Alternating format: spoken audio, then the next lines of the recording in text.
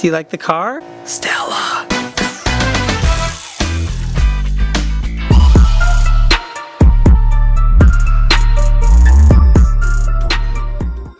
Alright, so the engine bay is all painted and clear coated.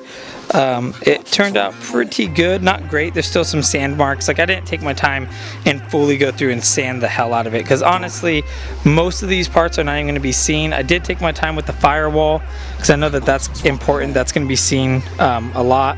Well, at least the top part of it. So I did take my time prepping that and trying to get that as smooth as possible.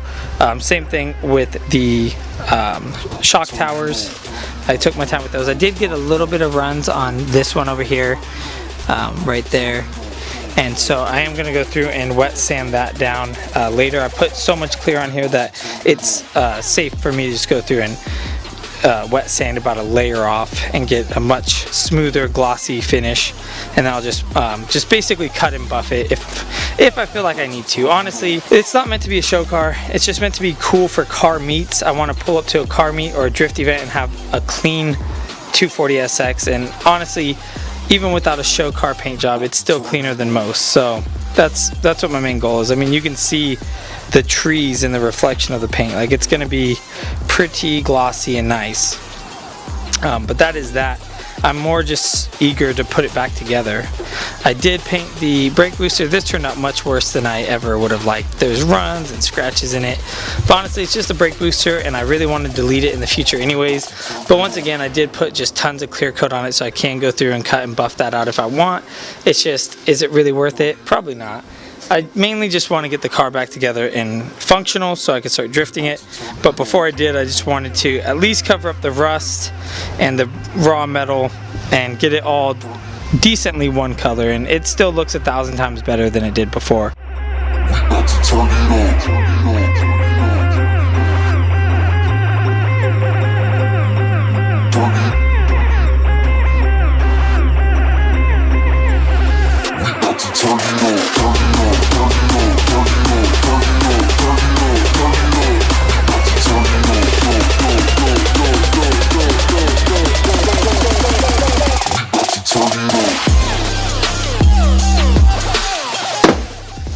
It's mail time. Let's see what we got.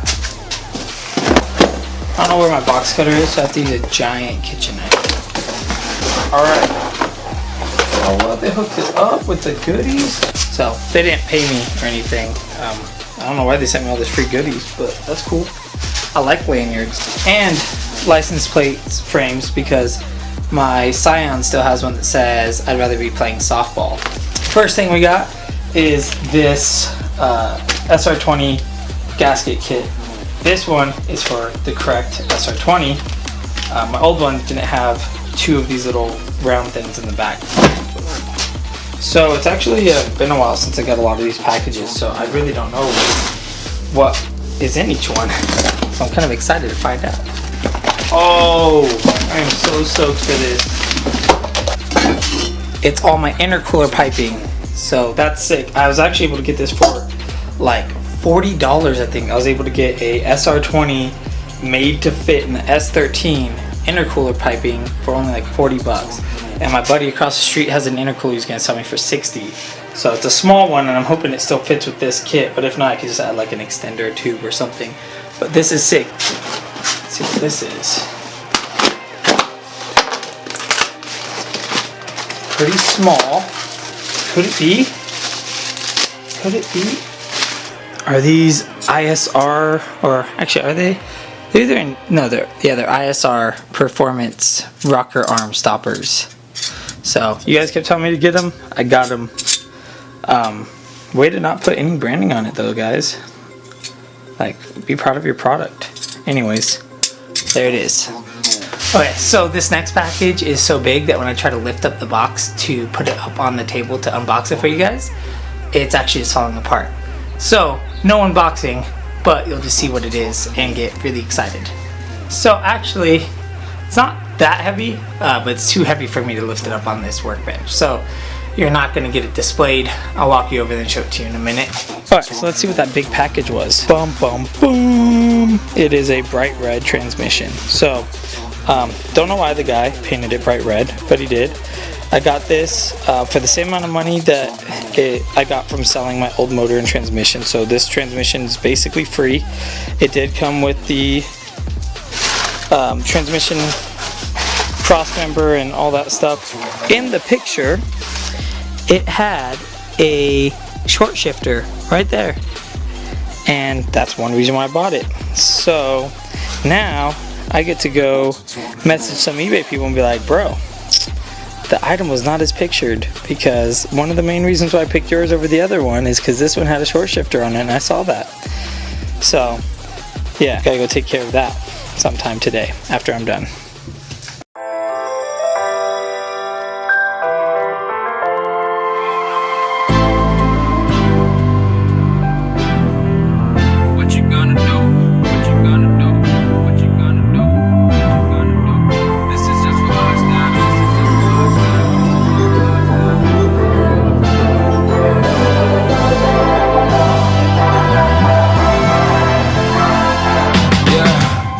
Never ever find the right words, and there's no way this is real life. There's no telling you're the right girl, so I can only say that it feels right. It feels right, it feels right. Yeah, I can only say that it feels right. It feels right, it feels right. Yeah, I can only say that it feels right.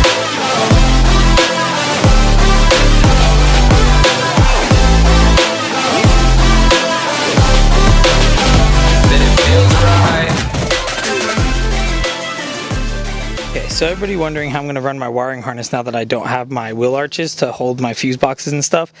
Basically, this is how it's going to go. The wiring harness is pretty normal up until this point, where now instead of having the wheel arches to go through, it's just kind of zip tied up. And as for the first fuse box, it's going to be boxed up all nice and neat and just hang from this part right here where all those holes are.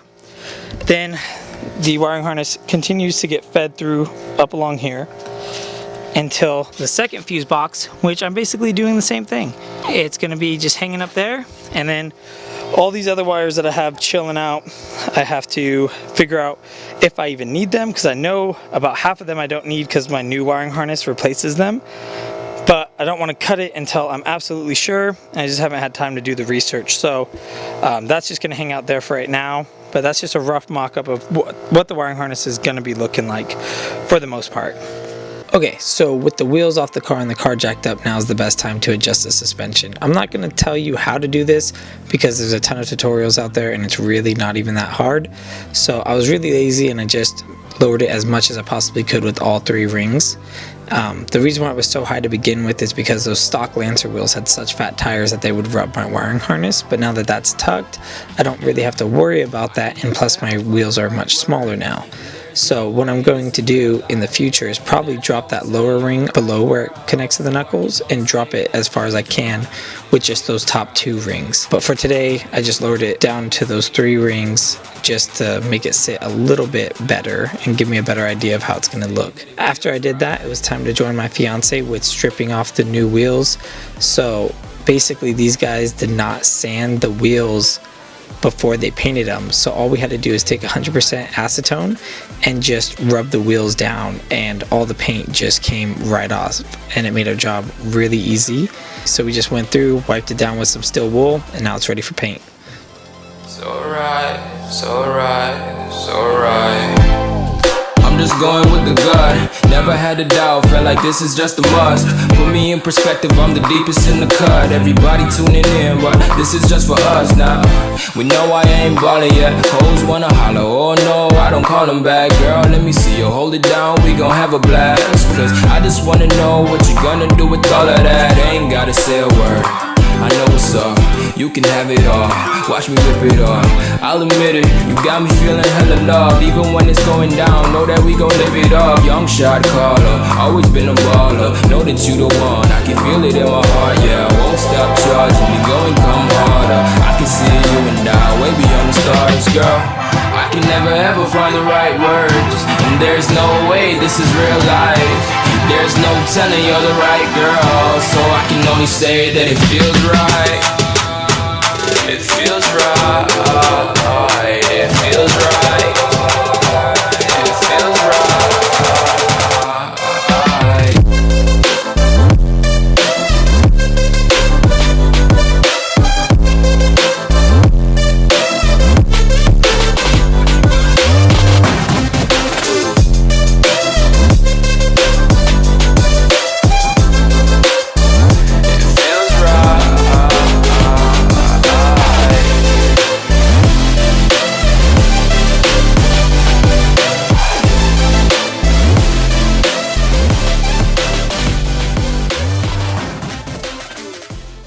Okay, super sweaty, super gross. Just got done painting the rims in the hot sun, but they are all good to go now. So that's sick. They're nice and black. We had a really productive video. This video, we got the engine bay finish clear coated. We got the wiring harness re-ran through. It's not like perfect yet, but it's a rough draft. It's mocked up, so that's good to go. We unboxed all of our new stuff, and speaking about that, let's get to the budget. Okay, so right now we're about $930 in, and we have around $700 more to go to get the igniter, the new turbo, boost gauge, hoses, power steering line, starter, battery location, clutch, all that good stuff. So that's where we're sitting with the budget right now. So we're aiming for about $1,600 to start and finish this build. So that's not too bad. So thank you guys so much for watching. The support has been crazy lately, and I really appreciate it. So make sure to just hit like if you like the video, share the video down below because it really helps out the channel a lot.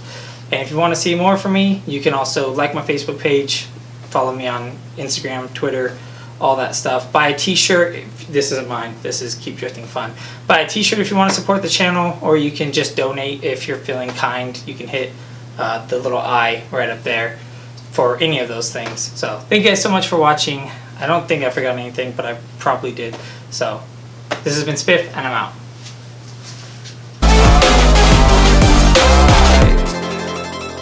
It's alright, it's alright, it's alright.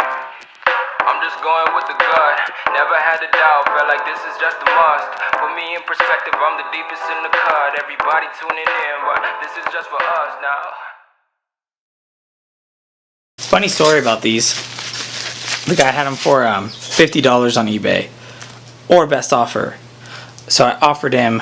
No, he had them for $40 on eBay, or best offer. So I offered him $35. That way, it would be like $40 even, and like it would just be like a flat number because my OCD is crazy.